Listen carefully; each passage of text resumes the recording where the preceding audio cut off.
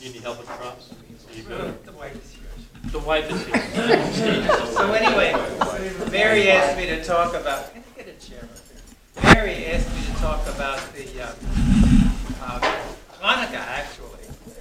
And unfortunately, Hanukkah was long over. So,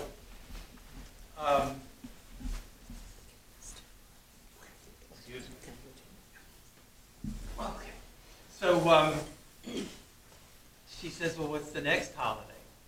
And I forgot that actually, it was, my wife reminded me that the next holiday is actually sooner, and it's called Tu B'Shvat.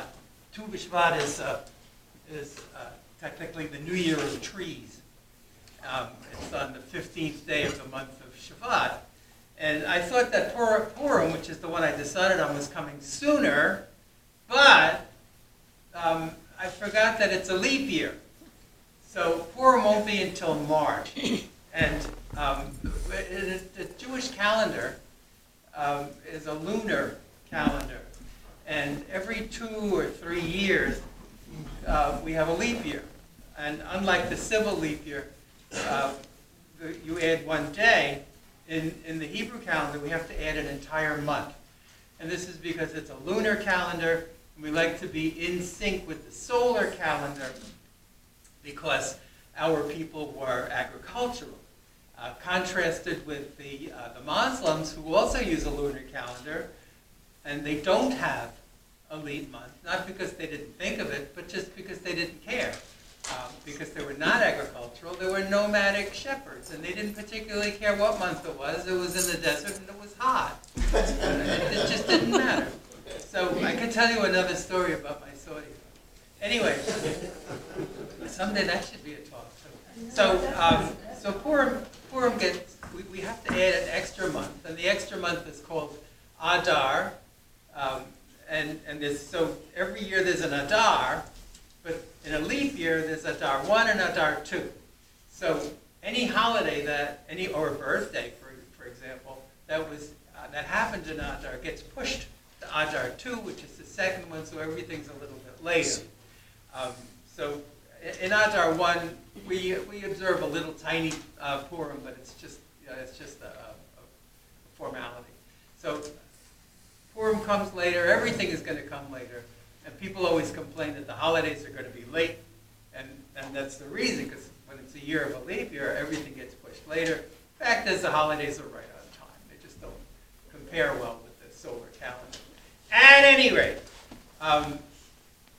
we have a book called the Book of Esther, and in the Book of Esther it tells a story of a potential destruction of the Jews, which is a lot of our holidays. In fact, the old joke is, they tried to kill us, we won, let's eat. That's our holiday. And that's pretty much what happens on this one also. So if you read the Book of Esther, and we do read the Book of Esther on that day, in fact we read it at least twice, once the night before and once during the day. The story is that a very wicked fellow by the name of Haman came to power and got friendly with the king, and decided that he would destroy all the Jews in Persia. This is in Persia. And in fact, it was bigger than Persia. We keep calling it Persia. The Megillah itself, which is the Book of Esther, calls it Shushan. And it's a big area. In fact, they say that the king was reigning over 127 states. So it was a large, large area. And this Haman guy didn't like the hero. The hero's name was Mordecai. And he got in close with the king. The king's name was Achashverosh.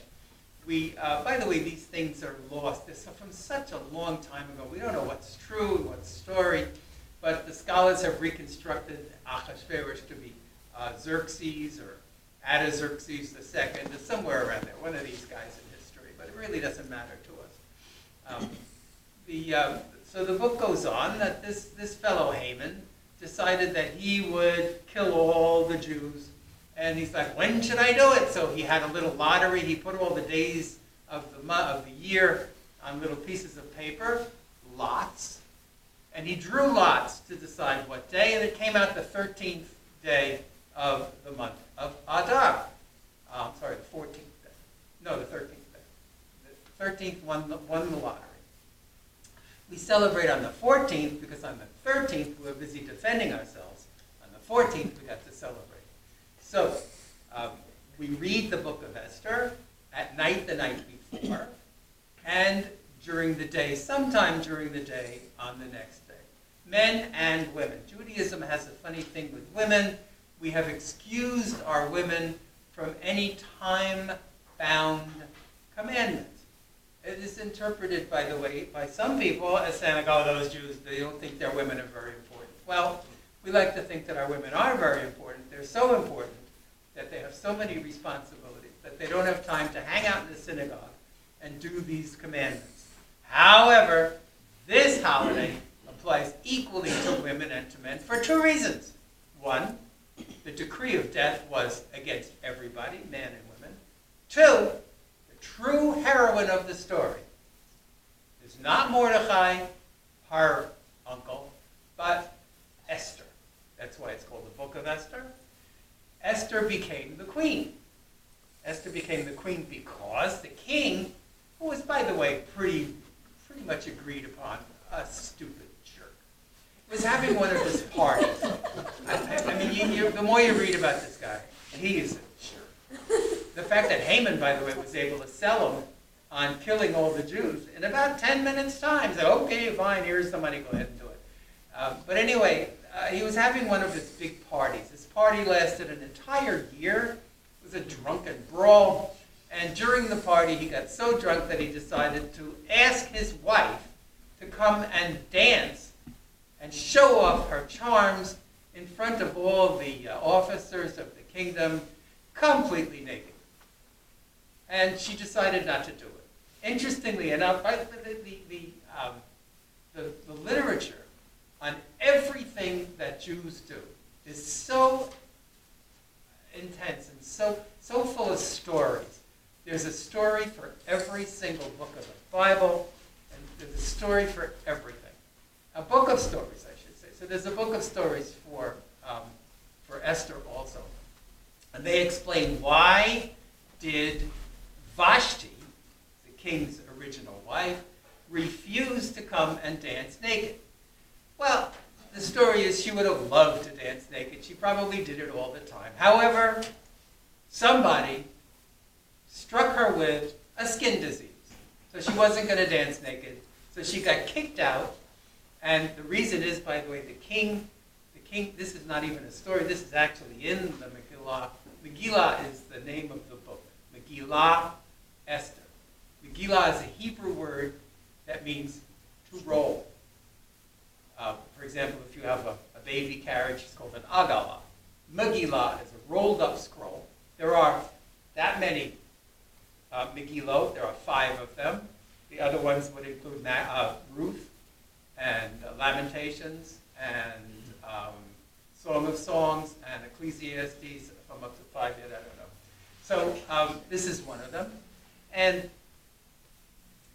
so she got struck with this skin disease, and his advisors told him that he has to throw her out. He has to get rid of, it doesn't say he had her killed. It just said he had her removed. And what was the reason? The reason was all the men in the kingdom, their wives, won't listen to them anymore if you let her get away with it. It's a very sexist kind of a story. And he says, oh, we wouldn't want that to happen. So sure enough, he threw her out, had a beauty contest for a new wife, and who should win but Esther? Esther wins. He really likes Esther, and he's got her in his stable of women, and the story goes on, and everything is fine and peaceful until Haman, who didn't like Mordecai. Why didn't Haman like Mordecai? Mordecai used to hang out at the front of the palace. It doesn't say why, but he just liked to hang out there. And Haman decided that everybody should bow down to him when he came in and when he went out. Well, Jews don't bow down, and Mordecai refused, and there's even a story that says he wrote Haman's name on the bottom of his shoe when he held it up instead of bowing down, and it got Haman really angry. And that's why Haman decided to go kill all the Jews, went to the king, convinced the king gave him money, says go ahead and kill all the Jews, fine. Well, when the word comes back to Mordecai, Mordecai got noticeably upset, and he goes to Esther. And he says, Esther, you're in good with the king. Talk to him. And she said, but you know, the law is that you're not allowed to approach the king. You only go to the king if he calls you. And he says, you got to do this. If you don't do it, listen to this, the logic now. He says to his niece, Esther, he says, if you don't do this, someone else will. We don't know. But someone else will go down in history as the person who saved all the Jews. So he convinced her. She goes to the king, and the king actually, instead of having her killed for showing up without an invitation, listens to her. She says to the king, knowing something about the king, he says, what do you want? She says, I want you to come to a party, and I want you to bring Haman. Come to a party, bring Haman. Sure enough, they come to a party, and they have a party, and they have a wonderful time. And at the end of the party, he says to her, well, what do you want? What else do you want? I'll give you, the expression is, up to half my kingdom, I'll give you whatever I want, whatever you want. She says, I want you to come to another party. All right. In the meantime, between the two parties, some things happen to further provoke Haman. He gets even more angry. He had a plot, and it didn't work, and he wound up looking stupider than he is, and he builds a gallows. He builds a gallows in front of his house, and he's going to hang Mordecai on that gallows.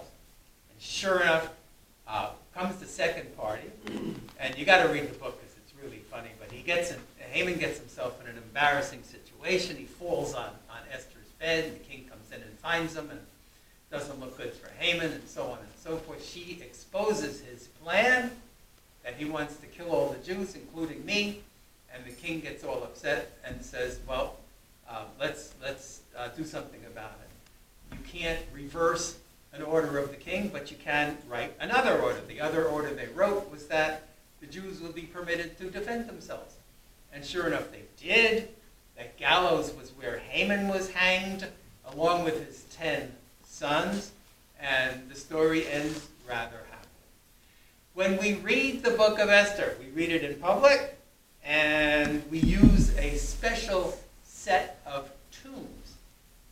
All those 5 Megillot, of the 5 Megillot, there are 3 different tunes that are used specifically for each one. I'm into tunes. You may know that. There are 3 of the books have the same tune. The Book of Lamentations has an extremely sad tune. When you hear it, you may not even know what the words mean, but you will know that it's a sad tune. Ma pashta zakev katan, merchativcha so pasu. That's Lamentations, and it sounds sad. This, Esther, is a happy one. It is a very, very joyous holiday, and we read it from a scroll. The scroll is written by hand on parchment, and the notes that I just sang you from Echa, the same notation are used in this book, but they're not in the text. You have to memorize them. You have to memorize the notation for each word. If you know what Hebrew looks like, you will also notice that there are no vowels. The vowels you have to remember. There are no periods, commas, paragraph marks, nothing. You have to remember all that. That is identical to a Torah scroll, written exactly the same way. The tune that you just heard for Echa, and that's the only one for Lamentations. The only time this tune is used is for Esther, and the Book of Esther starts, Vayehi b'mei Achashverosh, hu Achashverosh, hamoled me'adu v'yakush, sheva v'yesrim me'ah medina. Very pretty. It's a great tune. Really, really good. So, of course, it's not in there. And we are commanded to wipe out the name of Haman. So, you need to listen, and you need to hear every single word, but when you hear the name of Haman, Everyone brings a noisemaker of any kind whatsoever. Whatever you got. I'm going to say Oh, Haman.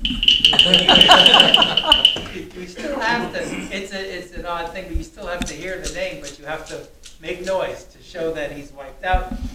Whatever you got that makes noise, I remember Mark Volkov once showed up with a smoke detector. Anything you have that'll make noise is acceptable for this. And in fact, it is a holiday of wild abandon, such as you would celebrate if you were saved from certain death. So, we got to have a party. There is a mandated feast. Notice when Jim introduced me, he said, is it fast or feast or what? There is a Fast of Esther the day before, because that's the day when the Jews were threatened. There is a Feast of Esther on the day of Purim, and that's the Book of Esther that we read. So we have all those three things to remember. And so you got to have a party. Mandated to have a party on that day. And in the story it says, when the whole tragedy was over, that the people in Shushan did three things. They had a party. The second thing they did is they gave gifts to each other. Shalach manot. They sent gifts to each other. And the third thing is they gave charity to the poor. So those are the three things we do. We have a feast, and we give gifts to each other. The gifts are usually food, and we make up all little bags of stuff. It goes nuts in this area in particular. Better than some places I've been. We go way overboard and make little presents, little shopping bags, and we give them to each other all over. And you're sure to give some charity. You've got to give some minimal charity, usually 2 cents or more, to show that you fulfilled the commandment. And so we do that too. And it's kind of like reverse Halloween.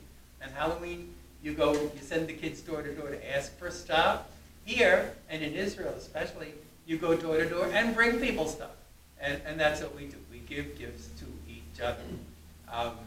Did I forget anything? no, so it's a holiday that obviously it's not stamped in the calendar or stamped all over our people. But sometimes if you, at this time of the year for Purim, you might see a pastry that's in shape of a Triangle. Triangle. And it's a dough filled with like different fruits. Okay, it's called Hamantaschen. Haman, Haman. Pockets. Pockets. It's Haman pockets. And someone said he had a 3-cornered hat, so it looks like his hat. Doesn't matter. So if you see that during In the base. around the holiday, that's where it eventually can come from. So that's The other thing that we're required to do is get drunk. Sorry to say. We're required to get drunk. And in fact, the expression is, you have to drink ad lo yada, in Hebrew, ad lo yada, until you don't know, between, Baruch Mordechai, bless Mordechai, va'arur Haman, and curse Haman. You have to get so drunk, you can't remember the difference between blessing the hero and cursing the villain. So, you got to drink. It's not a huge problem here, but I want to tell you, starting soon, there will be notices in the Jewish newspapers to warn the youth in the Jewish neighborhoods about drinking, because it has become a problem. People take it too seriously. But you got to have a drink, and how drunk you get is up to you. so. I know some of you, the holy days, and Yom Kippur is a fast day, and you say, hey, I don't want to fast for 25, 26 hours. But if you like this holiday, come on, you can join us. Jody, if you notice this, our older daughter's name is Dory. When she was like 8 years old, she actually, Joel and her made a little kit, had a little kit. So this is we saved it, and so that's what these are. But as we're cleaning out Joel's parents' house, this was Joel's father's. That was the big one. The big one, so he gave that to you? Yeah. Too? Oh, okay.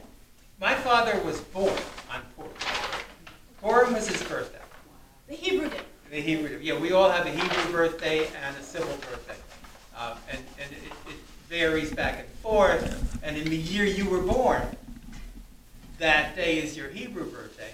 It may not come around again for a few years, but his Hebrew birthday is actually Purim. Date in Hebrew. He used to go to shut-ins when he was young and read the Megillah for them, because it's required, you have to hear the Megillah. So he used to go to people's houses and read. So he may have read the Megillah 3, 4, 5 times on a given night, and he got really good at it. And he taught me how. He taught me everything I know actually that he passed. So you can find beautiful decorations, Megillot, beautifully decorated. Not the scrolls. Scrolls you wouldn't write in, but books with the Megillah in it, the translations, and tremendous amounts of art. A whole bunch. If you go to Jewish museums, you'll see all kinds of art projects that are done around the Purim story. Any other questions? Anything at all? When is it this year? When? What's the March something. 14th, something. Yeah, somewhere around Does there. that mean you won't be at Rotary the next day? I mean, if it comes around, hey, St. Patty's Day, hey, that'd be good. Come on. Yeah. You know, drinking one thing, drinking. All the snakes, Haman. Okay.